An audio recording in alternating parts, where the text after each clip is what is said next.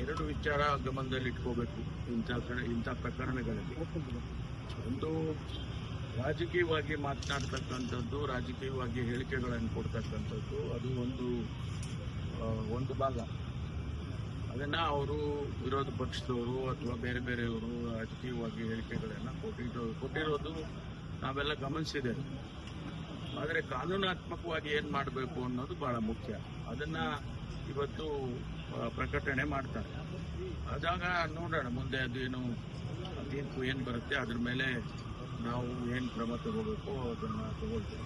ಈ ಸುಧಾಕರ್ ಸರ್ಕಾರ ಏನೋ ಮುಚ್ಚಿಡ್ತೀವಿ ಅನ್ನೋ ಅನುಮಾನವನ್ನ ಎಚ್ ಡಿ ಕುಮಾರಸ್ವಾಮಿ ಅವರು ಪ್ಲಾನ್ ಮಾಡಿದ್ದಾರೆ. ಇಂಥ ಪ್ರಕರಣಗಳಲ್ಲಿ, ಇಂಥ ವಿಚಾರಗಳಲ್ಲಿಯೂ ಕೂಡ ಒಂದಿಷ್ಟು ಮಾನವೀಯತೆಯನ್ನ ತೋರಿಸ್ಬೇಕಲ್ವಾ. ಯಾರು ಅದನ್ನ ಆ ರೀತಿ ಮಾಡಕ್ ಹೋಗ್ತಾರೆ? ಮಾಡಿದ್ರೆ ಅವ್ರ ಕುಟುಂಬದವ್ರು ಮಾಡ್ಬೇಕಪ್ಪ, ಬೇರೆಯವ್ರು ಯಾರು ಮಾಡಕ್ಕಾಗೋದಿಲ್ಲ. ಏನು ಸರ್ಕಾರ ಹೆಬ್ಬೆಟ್ಟು ಹೊತ್ತಿಸ್ಕೊಳುತ್ತಾ?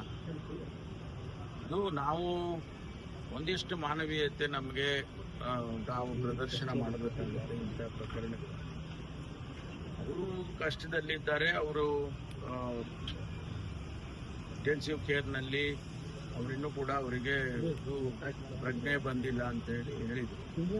ಹಾಗಿರುವಾಗ ನಾವು ಒಂದಿಷ್ಟು ಕಾದ್ ನೋಡೋಣ. ಕಾಂಗ್ರೆಸ್ನಲ್ಲಿ ಸರ್ ಅಂತಾರಾಜ್ಯಗಳ ಫಲಿತಾಂಶ ಬರೋಕ್ಕೆ ಮುಂಚೆನೆ ಬೆಳವಣಿಗೆಗಳು ಜಾಸ್ತಿ ಆಗ್ತಿದ್ದಾರೆ.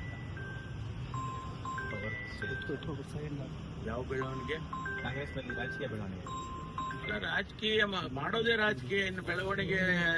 ಏನು ಬೆಳವಣಿಗೆ? ಮೇ 10 ರಾಜಕಾರಣ ಅಂತಾನೆ ಹೇಳೋದಲ್ವಾ. ರಾಜಕಾರಣ ಅಂತ ಡೆಫಿನೇಷನ್ ಏನು ಹೇಳ್ತಾರೆ ಅದ್ರಲ್ಲೇ ಇದೆಲ್ಲ ಬಂದ್ಬಿಡುತ್ತೆ. ಅದೇ ಪ್ರತ್ಯೇಕವಾಗಿ ರಾಜಕೀಯ ಅನ್ನೋದೇನಿಲ್ವಲ್ಲ.